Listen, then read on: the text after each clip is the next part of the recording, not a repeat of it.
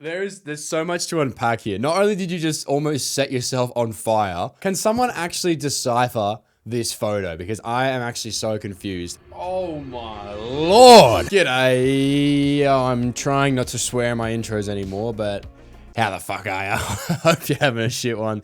Welcome back to another episode of roasting and editing your photos. I can't believe so many people want to be roasted for their photography skills. It seems that people still send me their photos and people want to be roasted for their creative efforts. So that's what we're going to do here today. So strap in, sit down, get a beer, get some popcorn. Let's get stuck into it. Hello, I'm 15 years old and started doing photography just a couple months ago, and I would like you to roast my photo.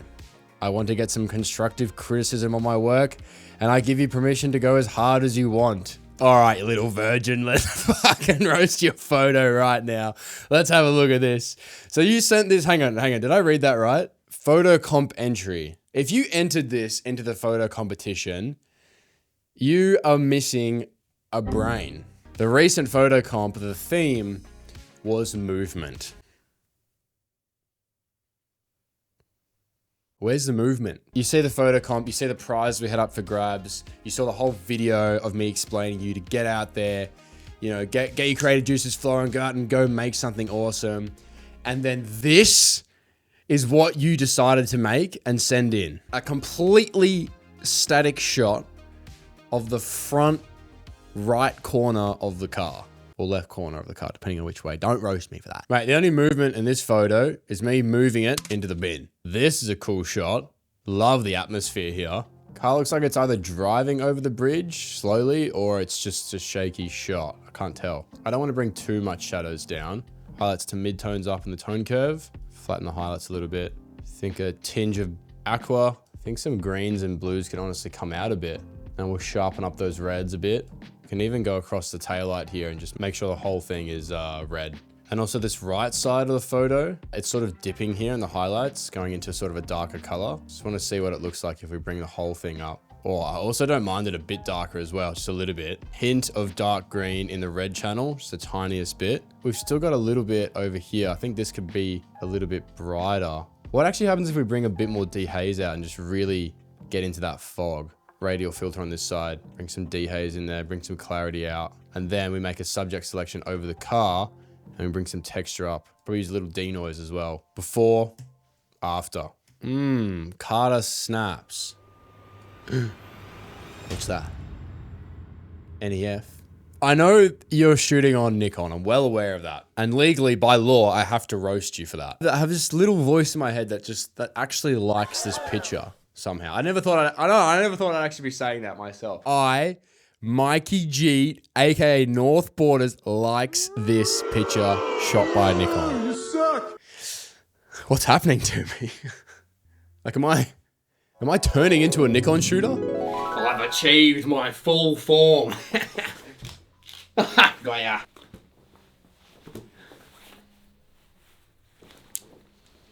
Cool pics. Nikon. You have something in your foreground here, but you also have an even amount of spacing for the water on this side as well. Plus you've got your subject who's pretty much through the middle of your frame here. And I like the shadows. I like the time of day you've shot it. I like the angle you've picked. It's just a nice, clean looking composition. But bro, honestly, if you want a discount for a Sony camera, just shoot me a message and we'll hook you up, all right? You can't be shooting Nikon these days. It's just embarrassing. Wow, this is a really cool shot. In the snow, a brand new 992 GT3 RS. I just wanna quickly show you how easy it is to use Lightroom presets. So I've got one here called Car Park Night. And let's say, for example, you don't really like the pinks in the sky here as much. So that is all pretty much affected in the color grading wheel here. So I can come over to my highlights and I'm just gonna bring that down ever so slightly. And then I'm gonna create a subject mask over my car here. Bring a little bit of exposure up and a little bit of shadows up. And I'm gonna click Y. I'll bring a little bit of saturation in. I'm just gonna get the color of the red right, which is just a little bit towards the negatives there. Straighten the photo up properly. What we could even do as well is get another linear gradient, just like this. We'll subtract it from our subject, so it's just going to affect the road. And we can even bring the exposure down a little bit. And then we can bring a radial filter, a bit more purples and yellows in to the frame, something like that. A little bit more saturation there, and maybe some shadows up. Maybe take a bit of clarity out, keep some texture in, and there you have it. There's before, there's after. That's generally how I like to use presets. You chuck it on, get your base edit, and then go in with selective adjustments. So if that's something you're interested in getting, I'm gonna leave a link in my description. I've just recently released a mega pack, which has every preset I've ever made, aside from the mini pack I have, in one bundle. It's got over 100 presets in there, and every single preset has their own walkthrough tutorial to show you how to use each preset in the pack, and also comes with raw files for you to practice your editing on. So if you wanna get those, I'll leave it linked in my description, or you can head over to my website, northborders.co. Oh my Lord. Do you think you could actually get any more people in your shot? Like genuinely, why even bother to go photograph car events anymore if this is the photos you're gonna take? Crocs, boat shoes. This guy's fresh as fuck though. This chick decided to steal all my nonna's tea towels and sew it onto her pants. Yeah, you're just doing boomer photography at this point. Forget about it. I know what you forgot, mate. You forgot to shoot this photo in RAW. How many times do I have to say it? How do JPEG photos keep ending up in this series? I mean, to be fair, it's not actually a bad photo. It's a pretty good photo actually, and it's exposed correctly. This is the wing of an R8. That's a Gen 1 R8 wing, I would know. Even though it's shot in JPEG, and I should be roasting you a bit more for that, it looks like it's graded already, but I have not touched this at all. You wanna hear a funny story real quick? I'm gonna roast myself now. I did a job for Lexus. I shot this exact car, and I took this photo of it rolling through a tunnel. I'd taken a similar shot before for Bentley, and I photoshopped their speedo to be saying like it was doing some ridiculous speed, right? And they loved it. So I was thinking, I took a similar shot for Lexus, obviously, because I liked that photo, and if Bentley liked it, I was like, oh, surely Lexus would like it as well. And so I also did the same thing on the speedo, and they posted it because they loved the picture, but I forgot to tell them that the car is doing like 300 kilometers an hour at like 7,000 RPM, which I don't even think these cars can actually go that fast. And then this journalist picked up on it that Lexus had posted this picture of their car doing this insane speed on public roads, and they wrote a full article about it. So every time I see one of these cars now, it reminds me of that time where I got Lexus into a lot of trouble. See if I can touch this up a bit. I just put a little radial filter over here with a bit more warmth. Crush the blacks in, bring the shadows back in a little bit. Maybe a little bit more orange in the shadows. And maybe we can have a bit of green in the sky, a bit of aqua green in the sky. And let me help you out here. Get rid of that sensor dust. Yeah, honestly, I'm gonna push it any further than that. If I start doing any more, I'm gonna start ruining your picture.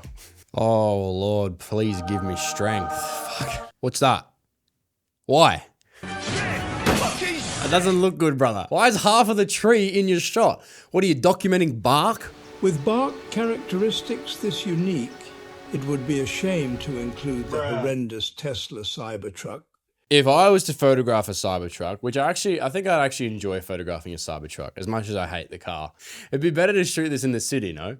Look, the photo's not all that bad. I just think like next time, if you're gonna shoot through something, maybe like tree branches could have been better, not like just an entire tree on the left side of the image. It kind of just looks like a quarter of your sensor just died. There we go. I haven't edited a portrait shot in a while. This is definitely a very cool photo. Looks very cold wherever you are. The red's a bit harsh on the face. Where to begin? Well, I'm gonna edit our model here like a car. Duplicate and invert mask as well. Maybe the backgrounds could have a bit more aqua to it. Is there any way of fixing those skin tones? I'm not talented enough to bring back the proper skin tone. So a bit of texture, little bit of clarity. Actually, you know what? I only want clarity in our background here. Some mid-tones up and our highlights down a bit. Bit of fade, crush the blacks. Got to get the 2x1 going on this. That's gonna look nice and cinematic now. Let's get a brush going with a huge feather radius. Can go over this light. From this street lamp, I'm just making it look like there's a little bit more light falling down, which isn't really working in my favor. Definitely need a denoise here. I'm gonna come into my calibration. I'm gonna switch it to the bit more of a green tint. because I love that look. And I think I just want to darken our background a bit because we've brought it up a bit here. Or maybe there's too much contrast in our subject. I feel like there's too much of a disparity between our subject and our background. Actually almost looks photoshopped in there. That's the only thing I would say. I think a secondary light that had a natural color to it, just a regular white light, would have really made this photo better. I think this is an amazing photo though. It looks very cinematic. Looks like it's straight out of a movie scene. There's before, after. I'm actually very happy with that. That actually kind of inspires me to shoot more portraits because I would love to take more photos like this. Good work, MX Low Vision. There's some strange usernames in here today, but great work, man. So this photo was sent in to our photography competition. And if you didn't know, we just finished hosting a photography competition. Congratulations to all of our winners, by the way, for taking home these insane prizes. And if you missed out, don't worry, we'll be doing more competitions soon. But this was one of the photos that got sent in, right? The theme was movement. I'm a bit confused as to what's going on here. So we actually have some videos that got sent in for the behind the scenes of taking this photo.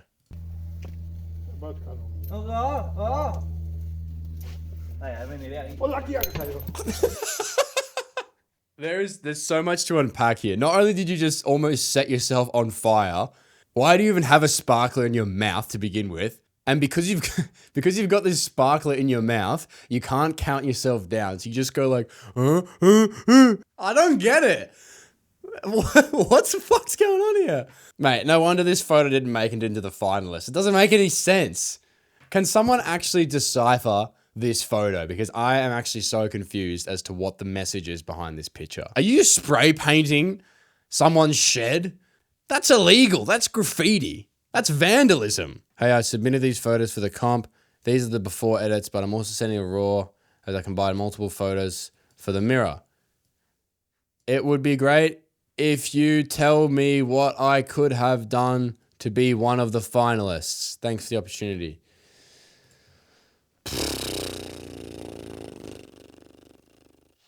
I'm not having a go at you for trying. I want you to try and get out there and take photos and have fun with it. And you're clearly having a lot of fun with it, and that's great. Everyone who was a finalist in the recent photo comp we did, every single one of those pictures, there was a clear understanding of what was happening in that picture, and there was an emotion and story behind each one of them, okay?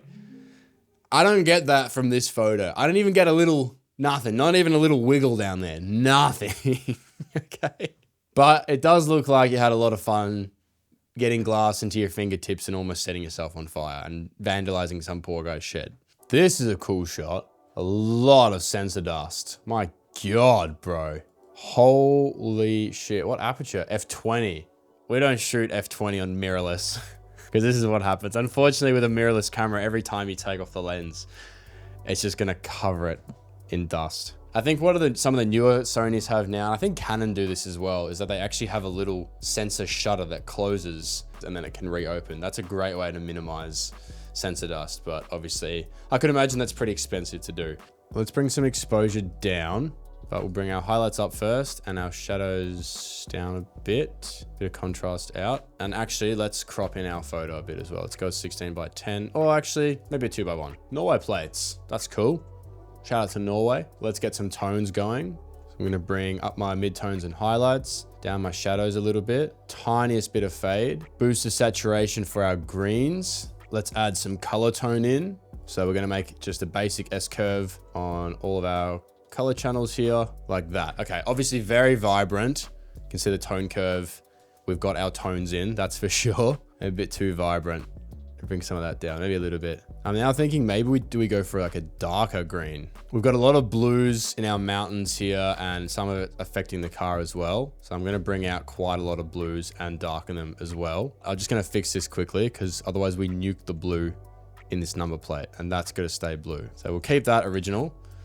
And also while I'm at it, let's add a radial filter over our headlights here. Duplicate, make them a little bit more warmer actually. I'm gonna add one over the windscreen here.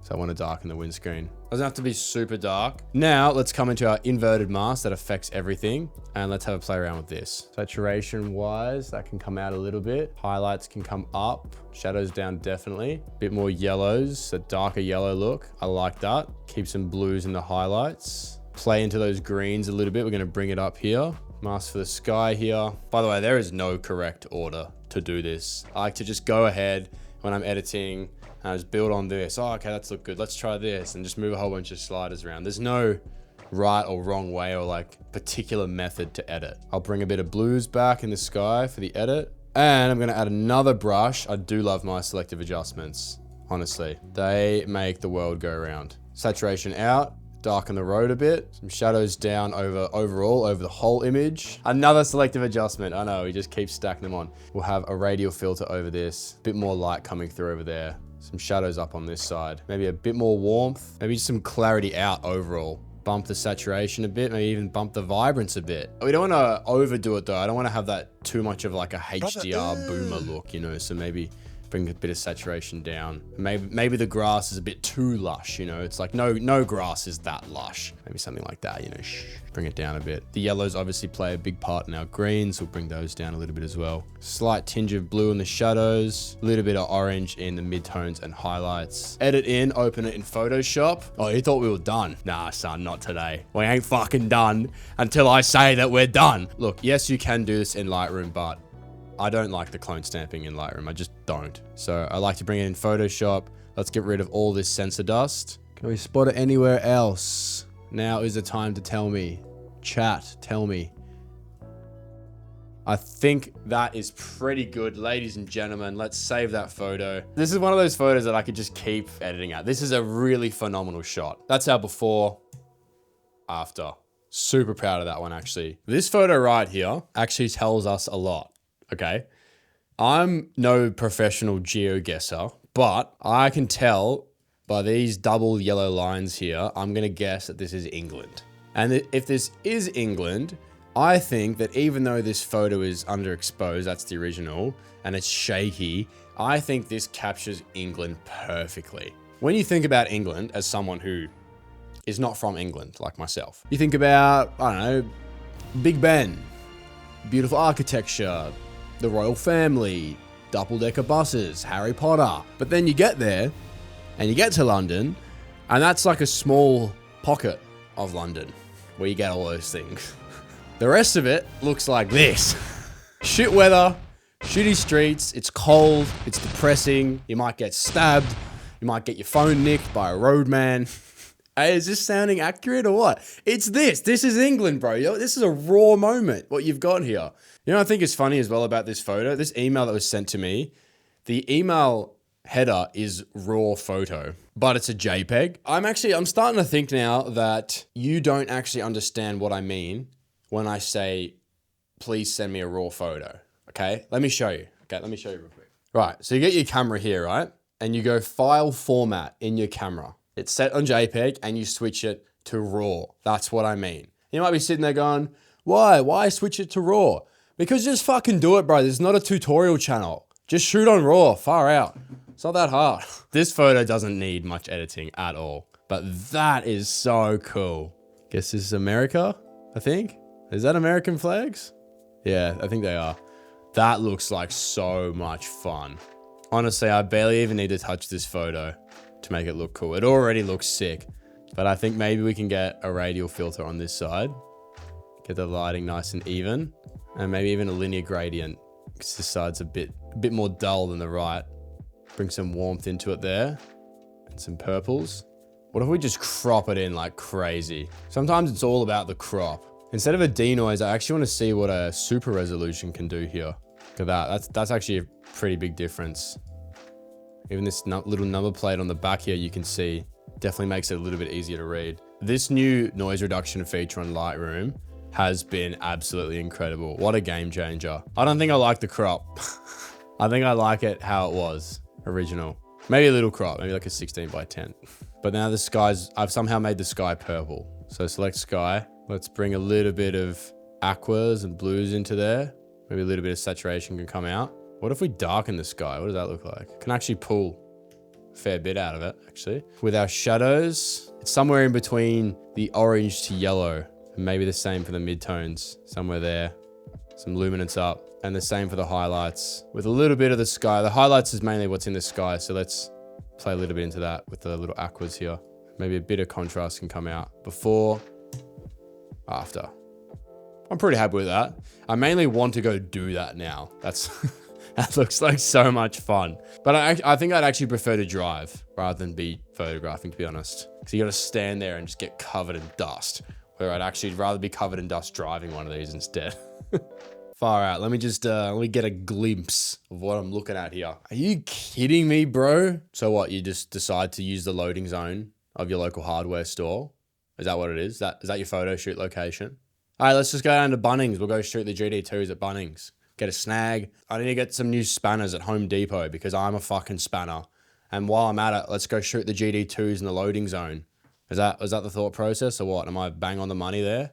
I bet I am. Mate, I'm actually surprised Porsche have not done a Ferrari and sent you a cease and desist for this photo. It's just, it's atrocious. I think one of the main thing is when you're shooting a car, you can't let the rear wing get lost in the backdrop. It's better if you have something more minimal, like skyline or something, for example, where you can actually see the rear wings. Because at the moment, you can't even tell the size of these aftermarket wings on these cars.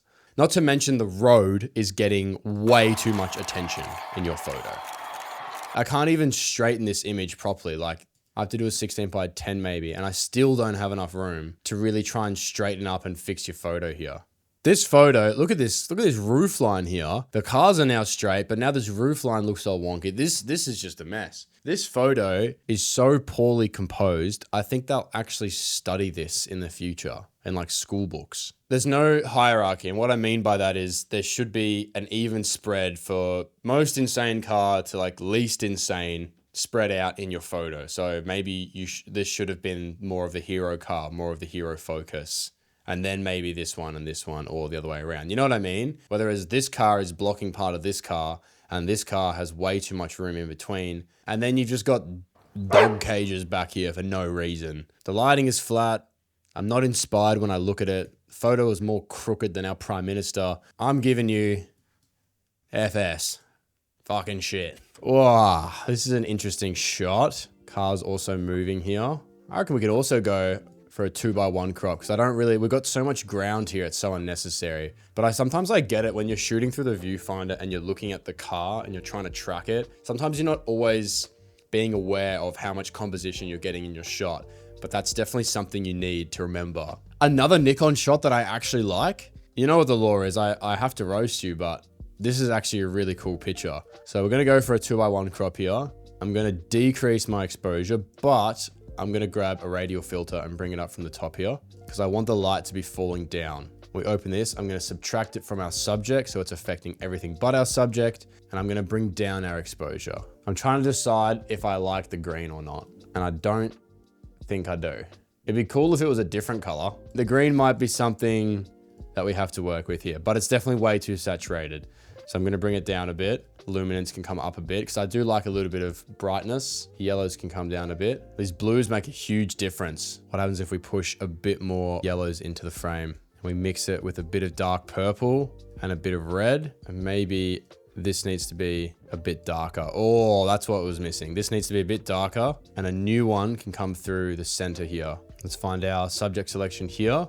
Take some saturation out of the car itself, but make it a bit cooler because we want to keep its original silver color. Gently go over all the tail lights here and bring up some saturation, and do the same on the little hubcaps here. So that's what Lotus is famous for, their yellow logo. Bring down the blacks a little bit. Shadows can stay where they are.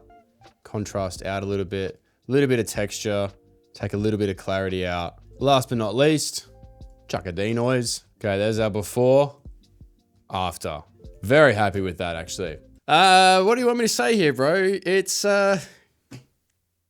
whack. The Porsche salesman there, right? It's Monday morning, right? He's had a massive weekend. He's ready to sell some cars, right? Opens the door, 8:30, Monday morning. He's hungover as shit. He's standing there. You're at the dealership. You're there with your iPhone. You're a little car spotter, aren't you, Daniel? I know you are. This poor car salesman's like, fuck's sake. Obviously can't say no. Lets you come in, and this poor car salesman's standing over here, and he's watching you go like this. Oh, look at my photo.